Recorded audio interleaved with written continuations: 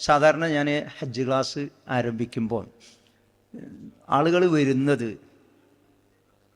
ഇതെങ്ങനെയാണ് നിർവഹിക്കുക എന്ന് കേൾക്കാനും അറിയാനും പഠിക്കാനും വേണ്ടിയാണ്.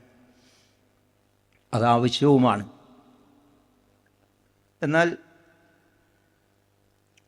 എന്താണ് ഹജ്ജ് എന്നും എന്തിനാണ് ഹജ്ജ് ചെയ്യുന്നത് എന്നും മനസ്സിലാക്കിയതിന് ശേഷം അതെങ്ങനെയാണ് നിർവഹിക്കുക എന്ന് പഠിക്കുന്നതായിരിക്കും നന്നാവുക.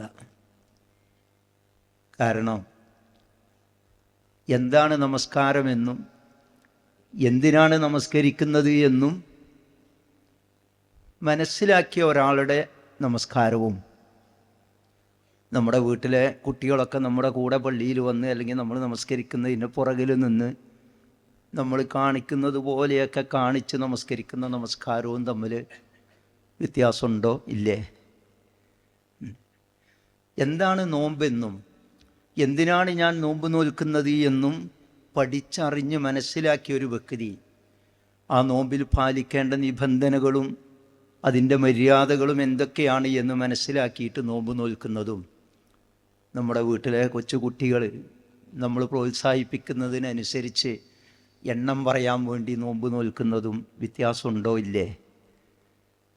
ഉണ്ട്. എങ്കിൽ എന്താണ് ഹജ്ജെന്നും എന്തിനാണ് ഹജ്ജ് എന്നും മനസ്സിലാക്കിയ ശേഷം അതെങ്ങനെയാണ് നിർവഹിക്കുക എന്നുകൂടി പഠിച്ച് ചെയ്യുന്ന ഹജ്ജും, എല്ലാവരും പോകുന്നു, ആ കൂടെ ഞാനും പോയി, മുന്നിലുള്ളവർ കാണിക്കുന്ന പോലൊക്കെ ഞാൻ ബാക്കിൽ നിന്ന് ഞാനും ചെയ്തു എന്ന് പറഞ്ഞ് തിരിച്ചു പോരുന്ന ഹജ്ജും തമ്മിൽ വ്യത്യാസമുണ്ട്. അതുകൊണ്ട് ആമുഖമായി കുറച്ച് സമയം എന്താണ് ഹജ്ജെന്നും എന്തിനാണ് ഹജ്ജ് എന്നും പറയാം. അതിനുശേഷം എങ്ങനെയാണ് ഹജ്ജ് എന്ന് പറയാം. ഈ വീഡിയോയിൽ കുറച്ച് സംഗതികൾ കാണിച്ചു തരാം. അത് ഇൻഷാ അല്ലാഹ് ഒരല്പസമയത്തിനുള്ളിൽ ഇവിടെ എത്തും. നേരത്തെ ഹജ്ജിനോ ഉംറക്കോ പോയ ആളുകൾ ഈ കൂട്ടത്തിലുണ്ടോ? ഉംറക്ക് പോയ ഇഷ്ടം പോലെ ആളുകളുണ്ടാവും അല്ലേ? ഒന്ന് കൈപ്പൊക്കിയാട്ടെ, താത്തിക്കോളും. അപ്പോൾ മഹാഭൂരിഭാഗം ആളുകളും പോയവരാണ്. എന്നാലും ആദ്യമായിട്ട് പോകുന്നവരും ഉണ്ടാകും. അപ്പോൾ അവരെ കൂടി പരിഗണിച്ചാണ് ഞാൻ കാര്യങ്ങൾ പറയുക. അതോടൊപ്പം ഈ പോയ ആളുകൾക്ക് സഹായിക്കുകയും ചെയ്യാം. പോയ ആളുകൾക്ക് പറയാലോ എന്താണ് ഹജ്ജ്, എന്താണ് ഉംറ എന്നൊക്കെ. നേരത്തെ ഹജ്ജ് ചെയ്തിട്ടുള്ള ആളുകൾ ഇതിലുണ്ടോ? ഉണ്ട്. ശരി, അപ്പോൾ അതുമുണ്ട്. അപ്പോൾ എനിക്ക് കുറച്ച് പണിയേ ഉള്ളൂ, ബാക്കിയൊക്കെ ഇവരൊക്കെ പറയും. ഇനി നമുക്ക് തുടങ്ങാം. എന്താണ് ഹജ്ജ്? ഇസ്ലാം കാര്യങ്ങളിൽ 5ാമത്തെ കാര്യമാണ് ഹജ്ജ് എന്ന് പറയാം. മദ്രസയിലെ കുട്ടികളോടൊക്കെ ചോദിച്ചാൽ വേഗം പറയുന്ന മറുപടി അതാണ്. അപ്പോൾ അതിനൊരു ഓർഡർ ഉണ്ട്. ഇത് 5ാമത്തേതാണ്. ഏതോ 1ാമത്തെ ഷഹാദത്താണ്. ഷഹാദത്ത് എന്ന് പറയുമ്പോൾ അള്ളാഹു അല്ലാതെ ആരാധനക്ക് അർഹനില്ലെന്നും മുഹമ്മദ് നബി സല്ലല്ലാഹു അലൈഹി വസല്ലം അള്ളാഹുവിൻ്റെ ദൂതനാണെന്നും പ്രഖ്യാപിക്കലല്ല, വിശ്വസിക്കലുമല്ല. ഇസ്ലാം കാര്യം എന്ന് പറയുന്ന ഈമാൻ കാര്യത്തിൽ 1ാമത്തേത് ഏതാ? അള്ളാഹുവിലുള്ള വിശ്വാസമാണ്. ഇത് കർമ്മകാര്യങ്ങളാണ്. ഇസ്ലാം കാര്യങ്ങൾ നമസ്കാരം ചെയ്യലാണ്, നോമ്പ് നോൽക്കലാണ്, സക്കാത്ത് കൊടുക്കലാണ്, ഹജ്ജ് ചെയ്യലാണ്. അങ്ങനെയാണെങ്കിൽ ഷഹാദത്തോ? അതും ചെയ്യലാണ്. എന്ന് പറഞ്ഞാൽ ജീവിതത്തിലുടനീളം വേണ്ടതാണ് ഷഹാദത്ത്. നമസ്കാരം ദിവസത്തിൽ 5 നേരം മതി. നോമ്പ് വർഷത്തിൽ 1 മാസം മതി. സക്കാത്തും കൃഷിയുടേതല്ലെങ്കിൽ വർഷത്തിൽ ഒരിക്കൽ കൊടുത്താൽ മതി. ഹജ്ജ് ജീവിതത്തിൽ ഒരിക്കൽ ചെയ്താൽ മതി. ഷഹാദത്തോ? അത് ജീവിതത്തിൽ ഉടനീളം വേണ്ടതാണ്. ഉടനീളം വേണ്ടതെന്ന് പറഞ്ഞാൽ അങ്ങനെ വിശ്വസിച്ച് നടക്കലല്ല, അത് ചെയ്യലാണ്. എന്ന് പറഞ്ഞാൽ അള്ളാഹു അല്ലാതെ ആരാധനക്കർഹനായി ഒരാളുമില്ല എന്ന് സാധാരണ നമ്മൾ പറയാറുണ്ട്. മനസ്സിൽ ഉറപ്പിച്ച് നാവ് കൊണ്ട് വെളിവാക്കി പറയാന്നൊക്കെ. വെറും പറച്ചിൽ പോരാ, അത് ജീവിതത്തിൽ ചെയ്യണം. മുഹമ്മദ് നബി സല്ലല്ലാഹു അലൈഹി വസല്ലമ അള്ളാഹുവിൻ്റെ ദൂതനാണ് എന്നത് പറഞ്ഞാൽ പോരാ. മതപരമായി നാം ചെയ്യുന്ന ഏതൊരു കർമ്മവും പ്രവാചകൻ ചെയ്ത് കാണിച്ചു തന്നതുപോലെ ചെയ്യുക എന്നതാണ് അഷ്ഹദു അന്ന മുഹമ്മദർ റസൂലുള്ളാഹി എന്ന ഷഹാദത്തിൻ്റെ രണ്ടാമത്തെ ഭാഗം. അപ്പം അത് ജീവിതത്തിൽ നിരന്തരം വേണ്ടതാണ്. അതുകൊണ്ടാണ് അത് ഒന്നാമത് കൊണ്ടുപോയി വെച്ചത്. അപ്പം ഷഹാദത്ത് ഒന്നാമത്തതാണ്. അതിനർത്ഥം എന്താ അറിയോ? അത് റെഡിയായാൽ അതിന് ശേഷമുള്ളതൊക്കെ ഫലവത്താവുള്ളൂ എന്നുള്ളതാണ്. അപ്പോൾ നമ്മൾ ആദ്യം ഹജ്ജിന് പോകുമ്പം നമ്മൾ ഉദ്ദേശിക്കുന്ന അഞ്ചാമത്തെ ചെയ്യാനാണ്. ആദ്യം എന്ത് വേണം? ഒന്ന് റെഡിയാവണം. അത് ജീവിതത്തിൽ അതിൻ്റെ ഒരു പ്രഖ്യാപനമാണ്. ബാക്കിയൊക്കെ കേട്ടോ, നമസ്കാരമായാലും നോമ്പായാലും സക്കാത്തായാലും ഹജ്ജായാലും ഒക്കെ ഷഹാദത്ത് ആവർത്തിച്ച് പ്രഖ്യാപിക്കുന്ന കർമ്മങ്ങളാണ്. അപ്പം അള്ളാഹു അല്ലാതെ ആരാധനക്ക് അർഹനായ ഒരാളുമില്ല. അള്ളാഹുവിന് സമന്മാരില്ല, അള്ളാഹുവിന് പങ്കുകാരില്ല, അള്ളാഹു നൽകുന്നത് പോലെ ഉപകാരം നൽകുന്ന ഒരാളുമില്ല. ഇത് നമ്മൾ ജീവിതത്തിൽ ഉടനീളം പ്രാവർത്തികമാക്കണം. ഓക്കെ, വേഗം പറഞ്ഞു പോകാം. ഒന്നതാ, അതിൻ്റെ രണ്ടാമത്തെ ഷഹാദത്തിൻ്റെ രണ്ടാമത്തെ ഭാഗമാണ് ഏത്? മുഹമ്മദ് നബി സല്ലല്ലാഹു അലൈഹി വസല്ലം അള്ളാഹുവിൻ്റെ ദൂതനാണ്. എന്തിനാ ദൂതൻ വന്നത്? മതം പഠിപ്പിച്ചു തരാൻ. അതുകൊണ്ട് പ്രവാചകൻ പറഞ്ഞു, നമസ്കാരം ചെയ്ത് കാണിച്ചു എന്നിട്ട് പറഞ്ഞു, സല്ലു കമാ റഅയ്തുമൂനി ഉസല്ലി, ഞാൻ എങ്ങനെ നമസ്കരിക്കുന്നത് നിങ്ങൾ കണ്ടോ അങ്ങനെ നിങ്ങൾ നമസ്കരിക്കണം.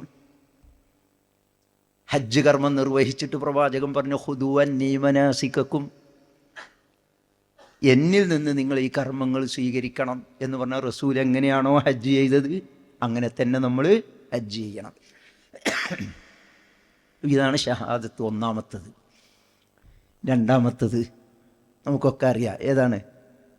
നമസ്കാരം 5 നേരം നിർബന്ധം. ഷഹാദത്തുള്ള ഒരാൾ ആണ് എന്ത് ചെയ്യേണ്ടത്? നമസ്കരിക്കേണ്ടത്. മൂന്നാമത്തേത് നമുക്ക് സംശയമാണ്, നോമ്പാണോ സക്കാത്താണോ എന്ന്. ഇസ്ലാം കാര്യങ്ങളിൽ മൂന്നാമത്തേതാ? സക്കാത്താണ്. നമസ്കാരത്തോട് ചേർത്താണ് സക്കാത്ത് പറഞ്ഞിട്ടുള്ളത്. അപ്പം ഷഹാദത്ത്, നമസ്കാരം ഉള്ള ഒരാളാണ് എന്ത് ചെയ്യേണ്ടത്? സക്കാത്ത് കൊടുക്കേണ്ടത്. ഇത് മൂന്നും ചെയ്യുന്ന ആളുകളാണ് എന്തുകൂടി ചെയ്യേണ്ടത്? നോമ്പ് നാലാമത്തത്. അത് കൊല്ലത്തിൽ 1 മാസം മതി. ഇതിൻ്റെ എല്ലാം അവസാന പൂർത്തീകരണമാണ് ഏത്? ഹജ്ജ് എന്ന് പറയുന്നത്. അപ്പോൾ ഹജ്ജ് ചെയ്യുന്ന ആളുകൾ എവിടുന്ന് തുടങ്ങണം? ഷഹാദത്ത് വേണം, നമസ്കാരം വേണം, സക്കാത്ത് കൃത്യമായി കൊടുക്കണം, നോമ്പ് നോൽക്കണം, എന്നിട്ട് ഇതിൻ്റെ പൂർത്തീകരണമായി ഹജ്ജ് കൂടി ചെയ്യണം. അപ്പോൾ മറ്റേലൊക്കെ വീഴ്ചകളൊക്കെ വന്നു പോയിട്ടുണ്ടെങ്കിലോ? ഇപ്പോൾ നമസ്കാരത്തിൻ്റെ കാര്യത്തിൽ എത്രയോ വീഴ്ച വന്നു പോയിട്ടുണ്ടാവും. ഇത്രയും കാലത്തിനിടക്ക് പലപ്പോഴും മറവി കൊണ്ടോ അലസത കൊണ്ടോ ഒക്കെ. അതൊക്കെ ഇനി നിസ്കരിക്കാൻ കഴിയുമോ? വീട്ടാൻ കഴിയുമോ? കഴിയില്ല. നോമ്പിൻ്റെ വിഷയത്തിലും ചിലപ്പോൾ മുമ്പ് കാലത്തൊക്കെ നമ്മൾ വിട്ടുപോയ നോമ്പുകളൊക്കെ ഉണ്ടാവും. അതെല്ലാം ഇനി നോറ്റ് വീട്ടാൻ കഴിയുമോ? ഇല്ല. അപ്പോൾ നമ്മൾ അത്തരം കാര്യങ്ങളിലൊക്കെ പൊറുക്കലിനെ തേടുക അള്ളാഹുവിനോട്. എന്നിട്ട് കൂടുതൽ സുന്നത്തായ കർമ്മങ്ങളൊക്കെ നിർവഹിക്കുക. പരലോകത്ത് ഫർദിൻ്റെ കുറവൊക്കെ കാരുണ്യവാനായ അള്ളാഹു സുന്നത്ത് കൊണ്ട് നികത്തിത്തരുന്ന കൂട്ടത്തിൽ ചിലപ്പോൾ നമ്മൾ പെട്ടേക്കാം. അപ്പോൾ അതുകൊണ്ട് ഈ കാര്യങ്ങളൊക്കെ കൃത്യമാക്കാൻ വേണ്ടി നമ്മൾ പരിശ്രമിക്കുക. ഇനി ഇത് കഴിഞ്ഞാലോ ഞാൻ 5ാമത്തത് ചെയ്തയാളാണ് എന്നതുകൊണ്ട് തന്നെ അതിൻ്റെ മുന്നിലുള്ള 4 പിന്നീടും എന്ത് ചെയ്യാൻ പാടില്ല? വീഴ്ചകളൊന്നും വരുത്താൻ പാടില്ല. ഇൻഷാ അല്ലാഹ് നമ്മൾ പ്രാർത്ഥിക്കുക. അപ്പോൾ ഒരു ഉത്തരമാണ് നമുക്ക് കിട്ടിയത്. ഹജ്ജ് എന്ന് പറഞ്ഞാൽ ഇസ്ലാം കാര്യങ്ങളിലെ 5ാമത്തേതാണ്. വേറെന്തെങ്കിലും പറയാനുണ്ടോ? ഒരു ഇബാദത്താണ് എന്ന് പറയാം. അവിടുന്ന് തുടങ്ങണം നമ്മൾ. ഒരു ഇബാദത്താണ് ഹജ്ജ് എന്ന് പറയുന്നത്. നോമ്പ് പോലെ, നമസ്കാരം പോലെ, സക്കാത്ത് പോലെ ഒരു ആരാധനാകർമ്മമാണ്. ആരാധനാകർമ്മങ്ങൾ എന്തിനാണ് ചെയ്യുന്നത് എന്ന് ഖുർആൻ പഠിപ്പിച്ചിട്ടുണ്ട്. ഇപ്പോൾ നോമ്പ് എന്തിനാണെന്ന് പറഞ്ഞ കൂട്ടത്തിൽ പറഞ്ഞാൽ എന്താ അറിയോ? എന്തിനാ നോമ്പ് കേൾക്കണേ? ലഅല്ലക്കും തത്തഖൂൻ, നിങ്ങൾ തഖ്വയുള്ളവരാകാൻ എന്നാണ് അല്ലാഹു പറഞ്ഞത്. നമസ്കാരത്തെക്കുറിച്ച് പറഞ്ഞപ്പോൾ പറഞ്ഞു ഇന്ന സ്വലാത്ത തൻഹാ അനിൽ ഫഹ്ശാഇ വൽ മുൻകർ. നമസ്കാരം എന്ന് പറയുന്നത് ചീത്ത മ്ലേച്ഛമായ കാര്യങ്ങളിൽ നിന്നൊക്കെ മനുഷ്യനെ തടുക്കുന്ന കാര്യമാണ് എന്നാണ്. അപ്പോൾ ആരാധനാകർമ്മങ്ങൾ നിർവഹിക്കുവാൻ അള്ളാഹുവും റസൂലും നമുക്ക് നിർദ്ദേശിച്ച് തന്നതിൻ്റെ പ്രധാനപ്പെട്ട ഒരു കാരണം നമ്മുടെ ജീവിതത്തിൽ തഖ്വയുണ്ടാവുക എന്നതാണ്. മാത്രമല്ല, ഹജ്ജിന് പോകുമ്പോൾ ഇവിടെ പറഞ്ഞു കൊണ്ടുപോകേണ്ട വിഭവങ്ങളിൽ ഏറ്റവും നല്ല വിഭവം എന്ന് അള്ളാഹു തന്നെ പറഞ്ഞത് ഏതാ? തഖ്വയാണ്. ഫതസവ്വദൂ ഫഇന്ന ഖൈറസ്സാദി അത്തഖ്വ. അപ്പം അത് ഏത് കടയിലാണ് കിട്ടുക?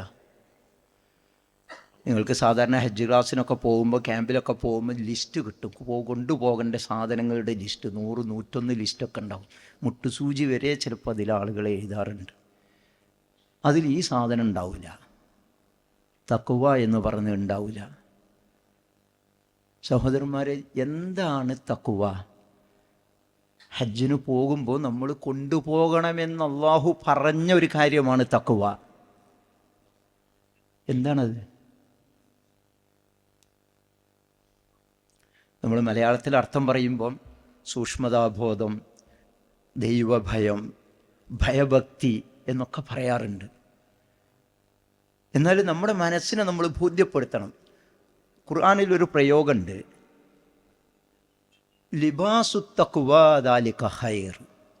തഖ്വയാകുന്ന വസ്ത്രമാണ് മുന്തിയ വസ്ത്രം എന്ന് അല്ലാഹു പറയുന്നുണ്ട്.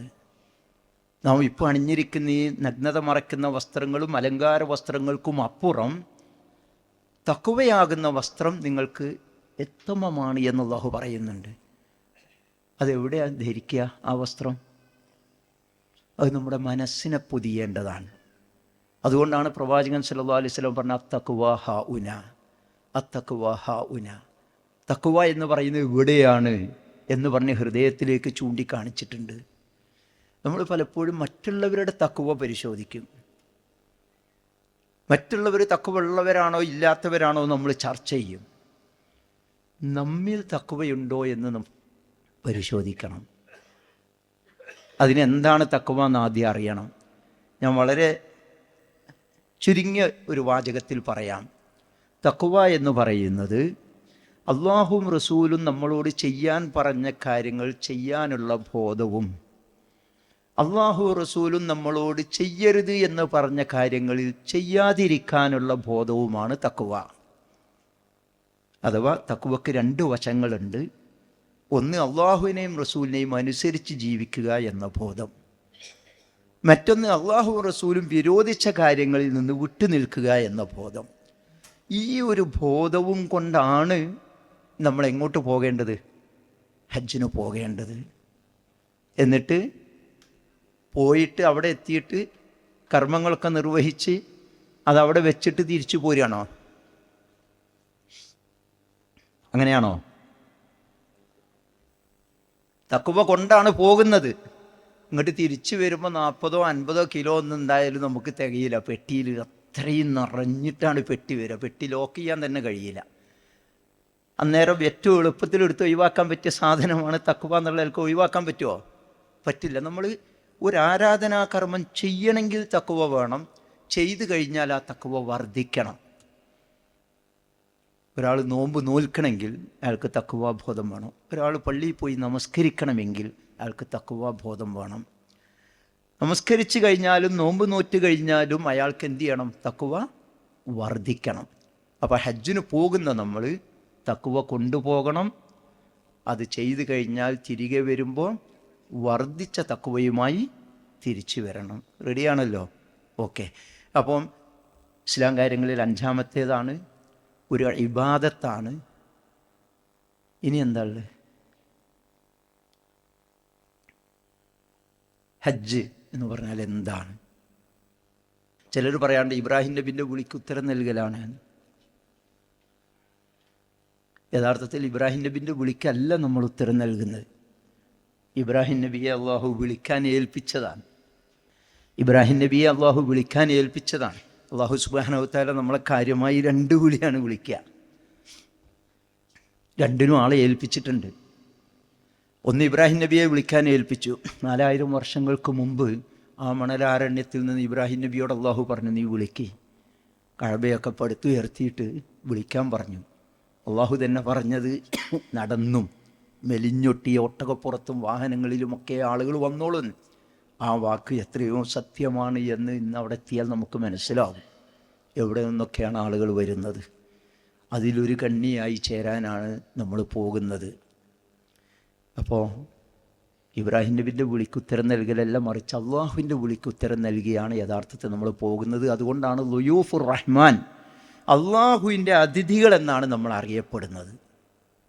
അതുകൊണ്ടാണ് ലബ്ബൈക എന്ന് നമ്മൾ പറയുന്നത്. ലബ്ബൈക എന്ന് പറഞ്ഞാൽ അതിൻ്റെ അർത്ഥം അള്ളാഹുവെ നിൻ്റെ വിളിക്കുത്തരം നൽകി ഞങ്ങൾ വരുന്നു എന്നാ. അതുകൊണ്ട് ഒരു ടെൻഷനും വേണ്ട, ഒരു ബേജാറും വേണ്ട, ആശങ്കകൾ വേണ്ട. കാരണം ആര് വിളിച്ചിട്ടാണ് നമ്മൾ പോകുന്നത്? അള്ളാഹു വിളിച്ചിട്ടാണ് നമ്മൾ പോകുന്നത്. അള്ളാഹുവിൻ്റെ ഭവനത്തിങ്കിലേക്കാണ് പോകുന്നത്. ആ ഒരു ധൈര്യത്തിൽ വേണം നമ്മൾ പോകാൻ. ഇനി എന്താണ് ഹജ്ജ് എന്നതിൻ്റെ കൂടെ എന്തിനാണ് ഹജ്ജ് എന്നുകൂടി കൂട്ടിച്ചേർത്ത് പറഞ്ഞു നോക്കുക. എന്തിനാണ് നമ്മൾ ഹജ്ജിന് പോകുന്നത്? ഒരു ഉത്തരവിടെ പറഞ്ഞു, സ്വർഗം കിട്ടാൻ. അത് നേരത്തെ മൗലവി പറഞ്ഞു.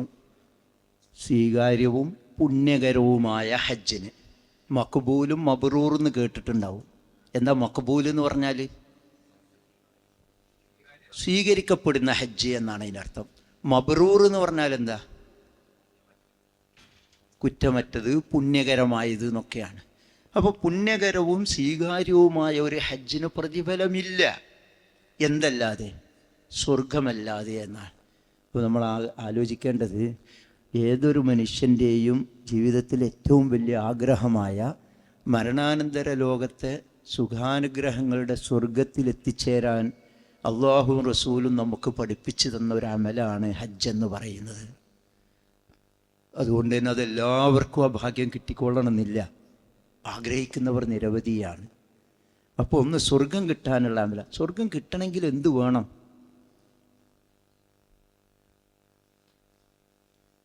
കുറ്റങ്ങൾ ചെയ്ത, പാപങ്ങൾ ചെയ്ത, തിന്മകൾ ചെയ്യുന്ന ആളുകൾ സ്വർഗത്തിൽ പോവുമോ?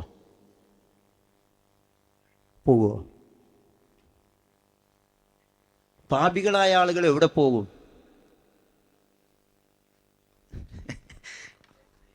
ദേഷ്യം പിടിക്കുന്നുണ്ടോ? ഞാൻ എന്താ പറയുക, AC ആണ് ഉറങ്ങിപ്പോകുന്നുള്ളതിലേക്കാണ് ഇങ്ങനെ പറയുന്നത്. പാപം ചെയ്ത ആളുകൾ മരണശേഷം എവിടെ പോകും? നരകത്ത് പോകും, ഉറപ്പല്ലേ? എന്നാൽ ദുനിയാവിൽ എല്ലാ തെറ്റുകളും ചെയ്യുന്ന ആളുകളെ മുഴുവനും അള്ളാഹു പിടിച്ച് നരകത്തിലിടുവോ? ഇല്ല. കാരുണ്യവാനായ അള്ളാഹു മനുഷ്യർ ചെയ്തു പോകുന്ന പാപങ്ങൾ പുറത്തു കിട്ടുന്നതിന് വേണ്ടിയുള്ള മാർഗങ്ങൾ നിശ്ചയിച്ച് തന്നിട്ടുണ്ട്. നമ്മൾ കേട്ടിട്ടുണ്ടാവും, ഒരു ജുമാ മറ്റൊരു ജുമാക്കിടയിലുള്ള പാപങ്ങൾ പൊറുക്കാൻ കാരണമാകും. ഒരു നമസ്കാരം മറ്റൊരു നമസ്കാരത്തിനിടയിലുള്ള പാപങ്ങൾ പൊറുക്കാൻ കാരണമാകും. ഒരു റമദാൻ മറ്റൊരു റമദാനിനിടക്കുള്ള പാപങ്ങൾ പൊറുക്കാൻ കാരണമാകും. ഹജ്ജോ? ഹജ്ജ് ആ കൂട്ടത്തിൽപ്പെട്ട ഒന്നാണ്. ഒരു ഹജ്ജ് ചെയ്താൽ അതുവരെയുള്ള പാപങ്ങൾ മുഴുവനും പൊറുക്കപ്പെടും. അപ്പോൾ അതൊരു ചെറിയ കാര്യമല്ല. ഒരു മനുഷ്യൻ ഒരു ഹജ്ജ് ചെയ്യുന്നതോടുകൂടി അതുവരെയുള്ള സകല പാപങ്ങളും പൊറുക്കപ്പെടും. ഇത് ഞാൻ പറഞ്ഞത് എന്തിനാണെന്നറിയോ? എന്തിനാണ് ഹജ്ജ് എന്ന് ചോദിക്കുമ്പോൾ നിങ്ങൾ പറഞ്ഞു സ്വർഗം കിട്ടാൻ, പാപങ്ങൾ പൊറുക്കാൻ. പാപങ്ങൾ പുറത്ത് കിട്ടിയാൽ നരകത്തുനിന്ന് രക്ഷപ്പെടും, നരകത്തുനിന്ന് രക്ഷപ്പെടാൻ. ഇത് ബോധ്യത്തോടു കൂടി നമ്മൾ പോയെങ്കിൽ തവാഫിൽ എന്താ ദുആ ചെയ്യേണ്ടത്? സഅയിൽ എന്താ ദുആ ചെയ്യേണ്ടത്? അറഫയിൽ എന്താ മൗലവി ദുആ ചെയ്യേണ്ടത് എന്ന് ഇനി ചോദിക്കണ്ട. നമ്മൾ പോകുന്നത് എന്തിനാ? സ്വർഗം കിട്ടാൻ, നമ്മുടെ പാപങ്ങൾ പുറത്ത് കിട്ടാൻ, നരകത്തിൽ നിന്ന് രക്ഷപ്പെടാൻ. അതുകൊണ്ട് പ്രാർത്ഥനയിൽ ഈ കാര്യങ്ങൾ നിർബന്ധമായിട്ടും വേണം. അതല്ലാതെ ഏതെങ്കിലും ഒരു കിതാബ് വാങ്ങിക്കൊണ്ടുപോയി, ഏതെങ്കിലും ഒരു ബുക്ക് വാങ്ങിക്കൊണ്ടുപോയി അതിൽ പറഞ്ഞ പ്രാർത്ഥനകൾ മാത്രം പഠിച്ച് പ്രാർത്ഥിക്കുക, അങ്ങനല്ല. നമ്മൾ പോകുന്നത് നമുക്ക് സ്വർഗം കിട്ടാനാണ്. അതുകൊണ്ട് അറബിയിലാണെങ്കിൽ അറബിയിൽ, അല്ലെങ്കിൽ അല്ലാത്ത ഭാഷയിൽ നമ്മൾ അള്ളാഹുവിനോട് ആവർത്തിച്ച് ചോദിച്ചു കൊണ്ടിരിക്കണം സ്വർഗത്തിലെ പ്രവേശനം. നമ്മൾ പോകുന്നത് നമ്മുടെ പാപങ്ങൾ മുഴുവനും പുറത്തു കിട്ടാനാണ്. അങ്ങനെയാണെങ്കിൽ നിരന്തരമായി നമ്മൾ പാപമോചനത്തിന് വേണ്ടി പ്രാർത്ഥിച്ചുകൊണ്ടിരിക്കണം. ഭയാനകമായ നരകത്തിൽ നിന്ന് രക്ഷപ്പെടാനുള്ള ഒരു അമലാണ് ഹജ്ജ് എന്ന് പറയുന്നത്. അതുകൊണ്ട് ആ നരകത്തിൽ നിന്ന് രക്ഷപ്പെടാൻ വേണ്ടി നിരന്തരമായി നമ്മൾ പ്രാർത്ഥിച്ചു കൊണ്ടിരിക്കണം ഹജ്ജിൻ്റെ വേളയിലൊക്കെ. ഇനി ഇതിനോട് ചേർത്ത് പറയേണ്ട ഒരു സംഗതി, സ്വർഗം കിട്ടാൻ, പാപങ്ങൾ പുറത്തു കിട്ടാൻ, നരകത്തിൽ നിന്ന് രക്ഷപ്പെടാൻ ഉള്ള ഒരമലാണ് ഹജ്ജ് എന്നതോടൊപ്പം ചേർത്ത് പറയേണ്ട ഒരു സംഗതി, നമ്മുടെ ജീവിതം അള്ളാഹുവിൻ്റെ ഇഷ്ടത്തിനനുസരിച്ച് ചിട്ടപ്പെടുത്താനുള്ള ഒരു കർമ്മം കൂടിയാണ് ഹജ്ജ് എന്ന് പറയുന്നത്. നമ്മുടെ ഇഷ്ടങ്ങളൊക്കെ മാറ്റിവെച്ച്, അതിലാണ് നമ്മൾ ഷർട്ടൊക്കെ ഇങ്ങോട്ട് അയച്ചു വെക്കണേ, അതിനാണ് മുടി പൂർണ്ണമായും മൊട്ടയടിക്കുന്നത്. നമ്മുടെ ഇഷ്ടങ്ങളൊക്കെ മാറ്റിവെച്ച് അള്ളാഹുവിൻ്റെയും റസൂലിൻ്റെയും ഇഷ്ടത്തിനനുസരിച്ച് നമ്മുടെ ജീവിതം ചിട്ടപ്പെടുത്തുന്ന ആരാധനാകർമ്മങ്ങളാണ് അള്ളാഹു നിശ്ചയിച്ചത്. അത് നോമ്പിൽ നമ്മൾ പരിശീലിച്ചതാണ്. നമുക്കിഷ്ടമുള്ള പലതും നമ്മൾ മാറ്റിവെച്ചു, ഹലാലായ പലതും നമ്മൾ താൽക്കാലികമായി മാറ്റിവെച്ചു നോമ്പിൽ. എന്നിട്ട് അള്ളാഹുവിൻ്റെ റസൂലിൻ്റെ ഇഷ്ടത്തിനനുസരിച്ച് ജീവിക്കാൻ നമ്മൾ പരിശീലിച്ചു. പക്ഷെ കുറച്ച് കഴിഞ്ഞപ്പോൾ വീണ്ടും നമ്മൾ പഴയയിലേക്ക് പോവുകയാണ്. അവിടെ ഒന്നുകൂടി നമ്മളിതാ പരിശുദ്ധ ഹജ്ജ് കർമ്മത്തിന് പോയിട്ട് 100% നമ്മുടെ ഇഷ്ടങ്ങൾക്കപ്പുറത്ത് അള്ളാഹുവിൻ്റെ ഇഷ്ടത്തിനനുസരിച്ച് ജീവിതം ചിട്ടപ്പെടുത്താൻ പോവുകയാണ്. അതാണ് ഞാൻ ആദ്യം ഓതി വെച്ച ഹജ്ജുമായി ബന്ധപ്പെട്ട് പറയുന്നിടത്തൊരു വചനം, ഫ ഇലാഹുക്കും ഇലാഹുൻ വാഹിദുൻ, നിങ്ങളുടെ ആരാധ്യൻ ഒരേ ഒരു ആരാധ്യനാണ്. ഫലഹു അസ്ലിമൂ, അവന് നിങ്ങൾ കീഴൊതുങ്ങണം, അവന് നിങ്ങൾ ജീവിതം സമർപ്പിക്കണം. അസ്ലമ എന്ന് പറഞ്ഞാൽ മുസ്ലിം ആവുക എന്ന് നമ്മൾ വേഗം അർത്ഥം പറയാറുണ്ട്. ഇബ്രാഹിം നബിയോട് അള്ളാഹു ഇത് പറഞ്ഞിട്ടുണ്ട്, ഇത് ഖാല ലഹു റബ്ബുഹു അസ്ലിം. അപ്പോൾ ഇബ്രാഹിം നബി എന്താ പറഞ്ഞത്? അസ്ലംതു ലിറബ്ബിൽ ആലമീൻ, ലോകരക്ഷിതാവായ അള്ളാഹുവിന് ഞാനിതാ എൻ്റെ ജീവിതം സമർപ്പിച്ചിരിക്കുന്നു. അതുകൊണ്ടാണ് ഭാര്യയെയും കുഞ്ഞിനെയും അദ്ദേഹം അവിടെ താമസിപ്പിച്ചു പോയത്. അതുകൊണ്ടാണ് മകനെ ബലിയിറക്കാൻ വേണ്ടി അദ്ദേഹം സന്നദ്ധനായത്. എല്ലാം സാക്ഷാൽ അഗ്നി പരീക്ഷണത്തിന് വരെ അദ്ദേഹം വിധേയനായത് അദ്ദേഹത്തിൻ്റെ ജീവിതം അള്ളാഹുവിന് സമർപ്പിച്ചതുകൊണ്ടാണ്. സഹോദരങ്ങളെ, ആ ഒരു പ്രദേശത്തേക്ക്, ആ മണലാരണ്യത്തിലേക്കാണ് നമ്മൾ പോകുന്നത്. യാത്ര ഇങ്ങനെ പോകുമ്പോഴേ ഇബ്രാഹിം നബി മകനെ അറുക്കാൻ കൊണ്ടുപോയി കിടത്തിയ സ്ഥലമാണ് ആ കാണുന്നതെന്ന് പറഞ്ഞൊരു മല കാണിച്ചു തരും നമുക്ക്. ഇബ്രാഹിം നബി അലൈഹി സ്വലാത്തു വസ്സലാമും മകനും കൂടി പടുത്തുയർത്തിയ കഅബയിലാണ് നമ്മൾ തവാഫ് ചെയ്യുന്നത്. അതിന് മുറ്റത്ത് ഇങ്ങനെ ഇരിക്കുമ്പോഴേ, അവിടുന്ന് അവസാന യാത്ര പറഞ്ഞ് പോരുമ്പോഴേ ഇബ്രാഹിം നബി പ്രാർത്ഥിച്ച പ്രാർത്ഥന നമ്മുടെ മനസ്സിലൂടെ ഇങ്ങനെ വരണം. റബ്ബന തഖബ്ബൽ മിന്ന ഇന്നക അൻതസ് സമീഉൽ അലീം. അപ്പം ആ ഒരു പ്രദേശത്തേക്ക് നമ്മൾ പോകുമ്പം അവരൊക്കെ ജീവിതം എങ്ങനെ അള്ളാഹുവിന് സമർപ്പിച്ചുവോ അതിൻ്റെയൊക്കെ ഒരു ചെറിയ ഭാഗമെങ്കിലും നമ്മൾ നമ്മുടെ ജീവിതം അള്ളാഹുവിന് സമർപ്പിക്കണം. അതിനു വേണ്ടിയുള്ളൊരു യാത്ര കൂടിയാണിത്. ഈ ഭാഗം ഞാൻ അവസാനിപ്പിക്കുകയാണ്. പറഞ്ഞത് ഇത്രയാണ്. എന്താണ് ഹജ്ജ്, എന്തിനാണ് ഹജ്ജ് എന്നത് ചുരുങ്ങിയ സമയം കൊണ്ട് പറഞ്ഞത്. ഇസ്ലാം കാര്യങ്ങളിൽ 5-ാമത്തേതാണ്, ഒരാരാധനാ കർമ്മമാണ്, തഖ്വ ഉണ്ടാകേണ്ട ഒരു കർമ്മമാണ്, സ്വർഗം കിട്ടുന്നൊരു കർമ്മമാണ്, പാപങ്ങൾ പൊറുക്കാൻ വേണ്ടി നാം ചെയ്യുന്നൊരു കർമ്മമാണ്, നരകത്തിൽ നിന്ന് രക്ഷപ്പെടാൻ വേണ്ടി നമ്മൾ ചെയ്യുന്നൊരു കർമ്മമാണ്. അതോടൊപ്പം തന്നെ നമ്മുടെ ജീവിതം അള്ളാഹുവിൻ്റെ ഇഷ്ടത്തിനനുസരിച്ച് ചിട്ടപ്പെടുത്തുന്ന ഒരു കർമ്മം കൂടിയാണ്. ഓക്കെ, ഇനി നമുക്കിത് എങ്ങനെയാണ് ചെയ്യാന്നുള്ളത് പറയാം. ഇതിലിപ്പോൾ കൺഫ്യൂഷനൊക്കെ തീർന്നോ? ഇനി എന്തെങ്കിലും മനസ്സിലാകാത്തതുണ്ടോ? അപ്പോൾ നമ്മൾ പോകുന്ന എന്തിനാണ്? മനസ്സിലായല്ലോ? ഓക്കെ.